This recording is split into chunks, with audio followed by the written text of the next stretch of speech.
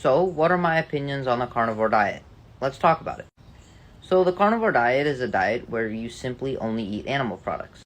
So, your diet is really just meat and eggs. So, what are the drawbacks and what are the benefits? First, let's look at the benefits. Because of the structure of our digestive system, we are extremely good at digesting and absorbing all of the nutrients and amino acids inside of animal products. This is because our stomachs are actually extremely acidic and very similar to the stomach acidity of other carnivores. For example, the stomach acidity of a herbivore like a cow is actually a little bit above 5. But our stomach acidity is between 1.5 and 3.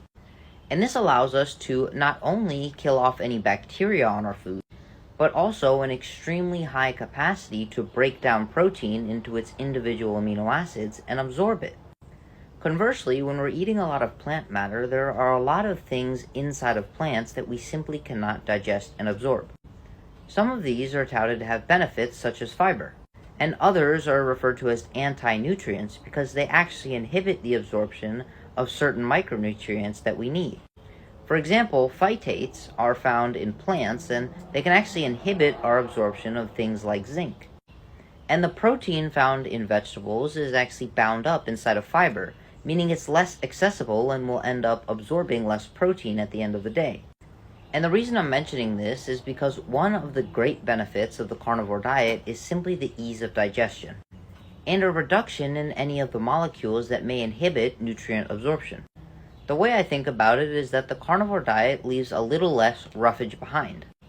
And whether or not this lack of fiber is good or bad is really yet to be determined. So I'm not ready to make a definitive claim as to whether or not we do or do not need fiber. However, if you have an abundant amount of digestive distress, fiber can sometimes worsen this. So again, for someone who has impaired digestion, a carnivore diet could be extremely helpful. Additionally, there really aren't any food allergens inside of animal products, and most food allergens are going to be found inside of plant products. With that being said, you do have to watch out for underlying dairy allergies, possibly egg or shellfish allergies. But I've yet to hear a case story of anyone that's allergic to something like steak. The next possible benefit of a carnivore diet is that it's actually extremely nutrient dense.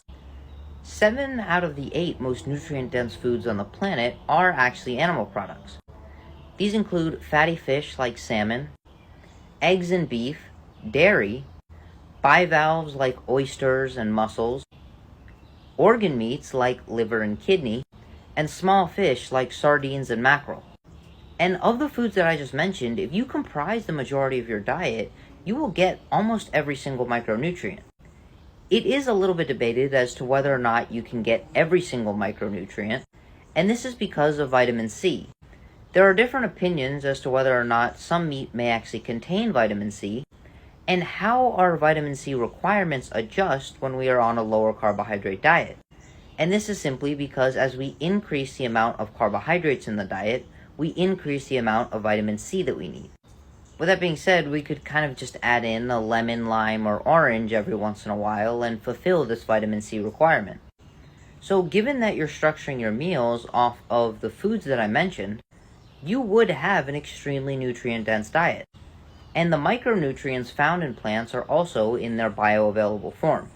Simply, some micronutrients can come in multiple different forms. One example is iron. It can either be heme iron or non-heme iron. Our body uses heme iron, and heme iron is the form found in animal products. And what this means for us is that when we ingest non-heme iron, we have to transform it into heme iron inside of the liver in order to get the usable form of iron. And some people may actually have impaired abilities to do so. And this is one of the reasons that some people may be able to last a long time on a vegan or vegetarian diet, and others quickly succumb to nutrient deficiencies. It's simply due to their genetic ability to make some of these transformations. But the micronutrients found in animals are going to be in their bioavailable form, meaning that as long as we ingest it and absorb it, we're going to have the form that we need. So if I had to choose between a vegan diet or a carnivore diet, I certainly would choose the carnivore diet. With that being said, I think there are additional benefits of specifically fruit and some vegetables. And I would actually recommend, if you have digestive issues, just eating vegetables that typically don't cause any digestive distress, like carrots. There are some things inside of fruits and vegetables, like antioxidants and polyphenols, that we cannot find in as much abundance inside of meat. And technically, we don't need any of these compounds. However, they are extremely beneficial when we ingest them. And there really is no ethical reason only to eat meat. There certainly are case scenarios where only eating meat allows one to reduce their inflammation. And one story is an individual named Michaela Peterson, who actually solved many different autoimmune diseases simply by just eating meat. But unless you really enjoy it, I don't think any healthy individual needs to go to this extreme. Instead of a carnivore diet, I think it would be good to have an animal-based diet, in which every meal you ensure that at least half your plate is going to be filled up by an extremely high-quality animal source of nutrition. And then we can still have some fruits and vegetables in order to get some of the benefits and make sure we're keeping up on our vitamin C. And when it comes to weight loss, I think the reason that a carnivore diet is so beneficial is simply because it's extremely hard to overeat. Protein and the specific fatty acids that are found in animal products are going to be extremely satiating. And constricting yourself to only animal products could become a little bit monotonous. So you unconsciously eat a little bit less because variety is one of the things that will stimulate appetite. And this is exactly how a ketogenic diet, where you eat extremely low carbohydrate, or even an extremely high carbohydrate but low fat diet, allows you to reduce intake, simply by restricting yourself to a bubble and knowing what you can and cannot eat, oftentimes reducing the food drive that's caused by variety of food. So a carnivore diet could be extremely nutrient dense, and it could help with some disorders that aren't solved when we have a lot of plant products in the picture. But humans certainly have the ability to derive a lot of nutrition from fruits and vegetables. So given that you digest them well, I don't think you need to restrict them completely, but kind of just focus on making a lot of the food that you intake some of these extremely nutrient dense animal products.